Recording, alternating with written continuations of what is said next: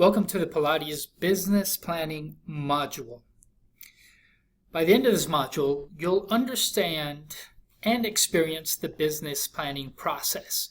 We'll achieve this by you creating a business plan and actually presenting your plan to your national director, regional coordinator, and your program department head.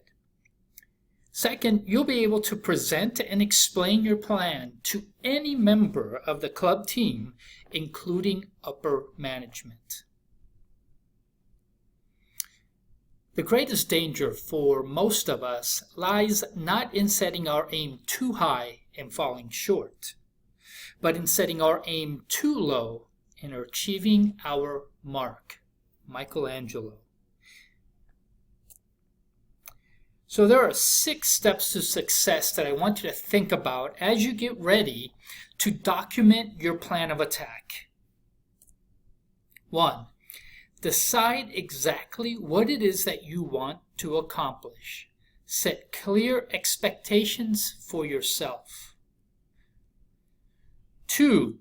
Determine what you intend to give in return for this accomplishment. There is no such thing as something for nothing. 3.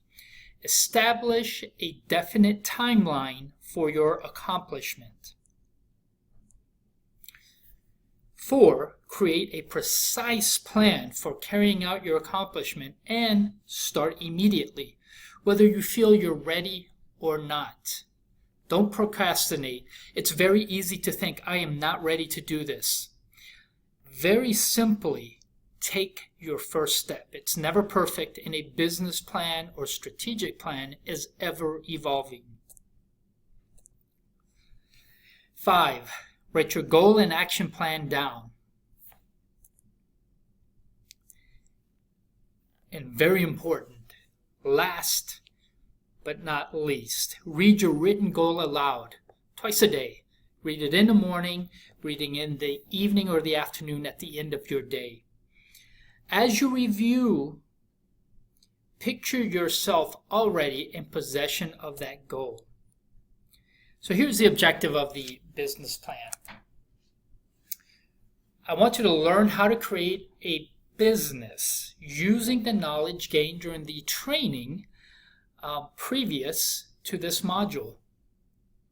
You'll apply everything from schedule optimization, understanding your assets, organizing your team, hiring your team. You're going to create a plan to take into consideration the next 6 to 9 month period. That will be determined solely by you. I provided you information on the science. I'm going to expect you to add in a bit of the art yourself to this. And then set goals for these specific areas. I'm looking for details here. Your studio optimization. That was our first module and our most important one. Staffing, including team member schedule optimization. Team education to include and prioritize areas of need such as sales, review of systems, practice of Discover Pilates delivery, etc. Each team is going to have a different need. Then you're going to tell me about your lead generation events, how you have them set up, scheduled, and flowing throughout the year. Things such as Discover Pilates, 60-day challenges, and any other ideas that you wish to entertain. So to achieve your winning scoreboard that we discussed during our KPI module, the first thing I want you to do is go back and look at your studio status review. This was part of your homework before your one-on-one calls with me. So review your most current studio business, compare your KPIs, make sure you fully understand the gaps. Based on your review, I want you to create objectives to either bridge the gaps and or exceed expectation. Remember, the goal, the high goal, is to achieve artistry. The slides that you'll see in your PowerPoint that I'll provide you is already populated with examples. Please, by all means, do not use those examples.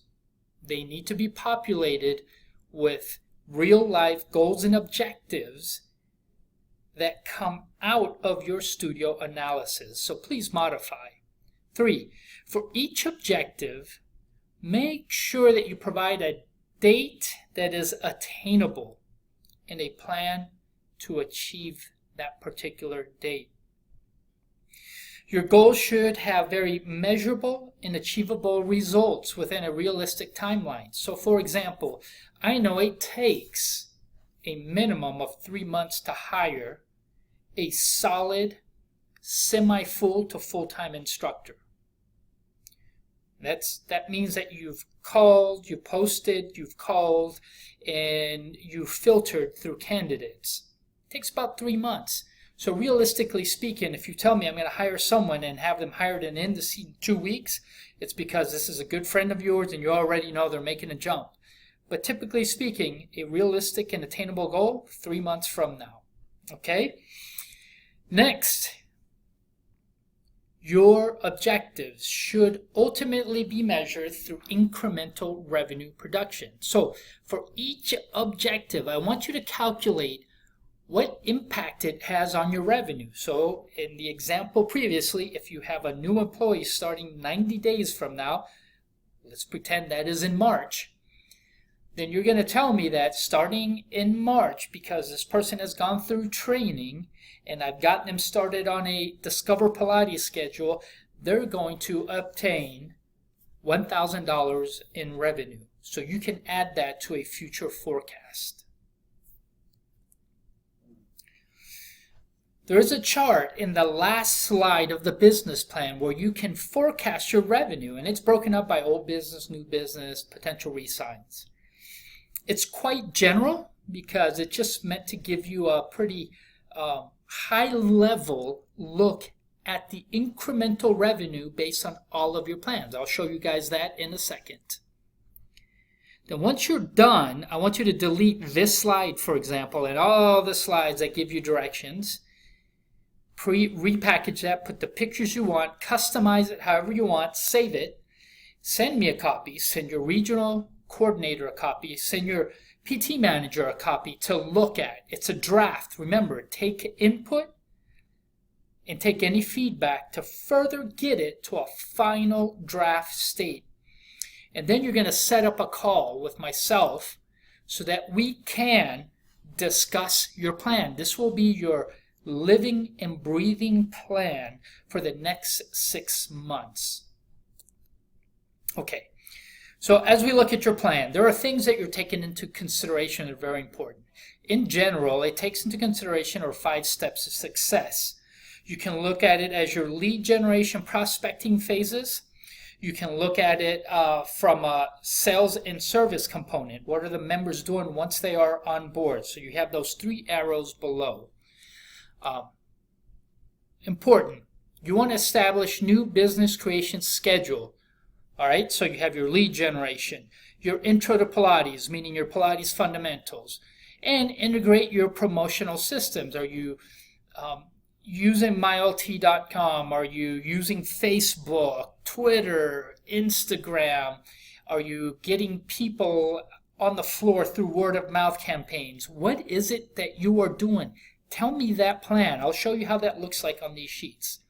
You also want to create a smart schedule. So on the one hand, I want you to optimize your schedule, but I want you to also provide our members the ability to look ahead. I started with Pilates fundamentals, and I'd love to be a level 3 practitioner. So take a look at your schedule. Is it providing members the ability to look ahead in their Pilates journey? And I also want you to set private training goals. How are you going to guide and motivate your team towards producing privates? So for example, the easiest private one-on-one sales that we have is to our current group participants. The reason why we look for the majority of our volume of unique participants to come from groups is because those same people, 33% of them, will purchase tune-up privates because, as you know, we need to work on their individual needs. So I want you to take a close look at your business and how you're going to drive towards specific numbers. Now, it's important. Take a look and identify challenges and create solutions. So as you're looking ahead, what could potentially go wrong? What might be interferences that you'll have? It can be everything from club closings. You live in a part of the country where weather is god-awful, so you could expect some kind of weather emergency. You might have members of your team that have life changes. For example, someone might be having a child in the next 2 or 3 months. Therefore, your plans and your revenue intake might be different. So I want you to look at that and what are potential solutions from a staffing, from the way you train your team, from teaming up with the personal trainers to maybe lead generation activities and what have you in order to overcome any of those challenges looking ahead. And then you're going to forecast, as I mentioned earlier. Your planning schedules, you'll have a copy of this, but you've got 4 quarters. If you look over here on the right, you've got your months and your weeks. You have your 60-day challenge schedule. It has been updated for 2017. Then you also have 6 Pilates campaigns that we traditionally run. And then you have your weekly activity, and that really is wide open. You can add things in here. The things that we can't negotiate out are 60 days in our Discover because we'll be running those from a national standpoint. But you can add as much as you want into this. So take into consideration the flow of the schedule as you begin to plan out what it is you are doing. Even when you hire someone, great idea to hire someone right at the cusp of the opening of a 60-day challenge, right? Because we're going to sell to them during weigh-in weekend. They can run Discover Pilates sessions and so on. So this gives you an idea as to what's going on and what you can plan and institute in your studio so that you have these smart start times. Okay, so the rest of your plan looks in the following. I have mandatory slides, and they're all labeled. And then you've got one slide that you can copy over and over again and add in additional materials. So your staffing slide, at the very beginning, you're going to have what your current situation is. So on here, for example, says current staff. Then you'll have what the Pilates instructor average is. Remember, this is basically taking your average monthly revenue divided by your total number of bodies of instructors, okay? In this example, it comes out to 1,705. And then you're going to tell me what's your objective. What is it that you're trying to do here? Am I trying to build even more business than where I am? Am I bridging a gap? So you're going to have a column for the goal, a description, and program impact. So if I look at that first one, I'm going to hire 1 full-time instructor. My description is to, on my action plan is to put into Taleo a new rec using my PT manager for a full-time instructor. I'm going to screen an audition. My dates are on the side by March 1st. I'm going to screen on an audition ongoing. Every time I get a rec from Taleo, I'm going to call these people and see if they're good enough to come and work for us. I'm going to onboard someone by August the 1st. And my full-timer will ramp up to $7,000 by December. Okay, this is a rough sketch, but there is a sequence of events here. What is my estimated revenue impact? Well, in March, when they come on board, it's going to be $1,500. Why? Well, we just cleared 60-day challenge. We will have S&S to them during weigh-in weekend. And then by April, they'll be at $2,000. So this begins to add information for your future forecast. Next, staff education. What's an assessment? In this case, hey, my team is not aligned, is not effective in doing their job, therefore I need to retrain them. My objective is to get the team on board with the Discover Pilates campaigns and Pilates fundamentals. Again, these are examples. Yours might have elements of it. I don't expect you to copy this page word for word. And then below I have an example of a sequence of events. Studio optimization, same information. What is my monthly number of groups? What's my private to group sessions? What's my ratio? What's my objective? What am I trying to do here? And what am I scheduling myself to do? Just remember, I don't want you to give me on paper busy work for the sake of being busy, or to tell me that you might be busy. None whatsoever. If studio optimization is not a situation at your club, this slide pretty much says I am going to stay as is, and I'm not going to interrupt what we are doing so well. Then you've got lead generation events. What have I been doing? Has it been soft? Has my full team been engaged? Yes or no? And then you're going to set, again, the goals and the descriptions for them. Your new business product management. This is important. On your assessment, you're going to see that your average sales of new business products was 3% the previous month. Total revenue. Well, you know it needs to be at 8%. Well, there's a gap. There's a 5% gap there. What are we going to do to bridge that gap? And then set the goals and action plan accordingly. Make sure that you're going to estimate your revenue impact. There's going to be a change in your revenue as you begin to do these activities.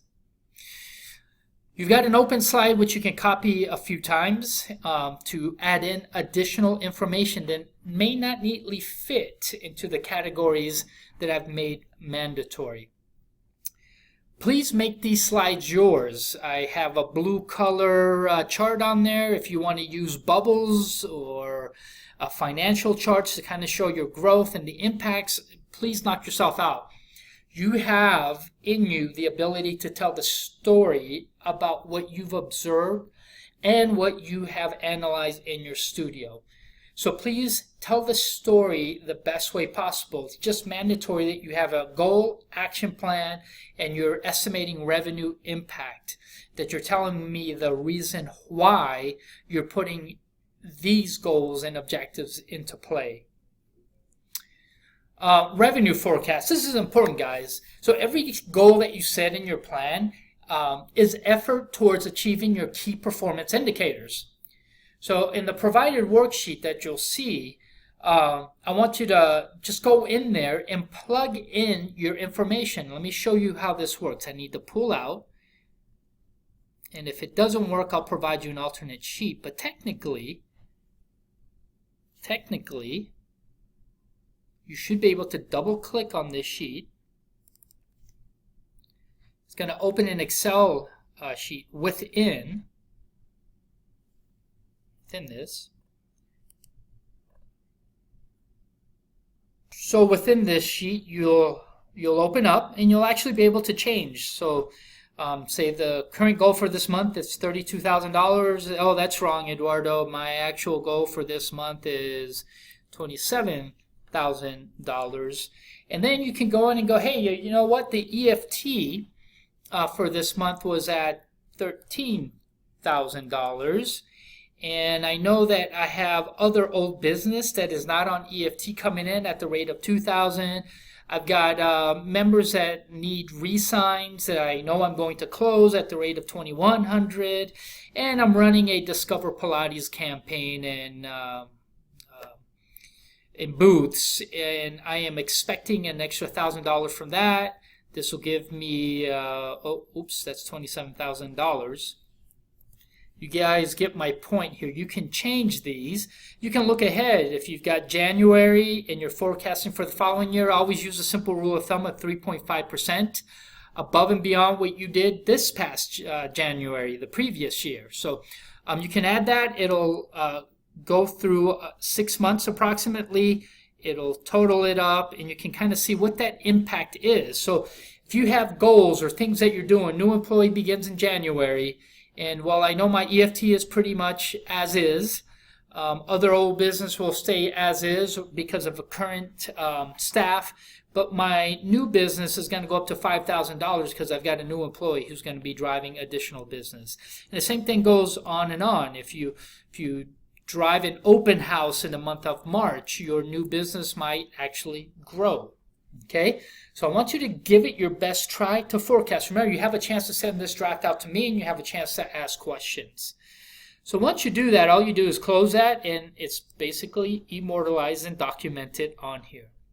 I'll provide you an Excel sheet, but this should provide you everything you need to begin documenting your business plan.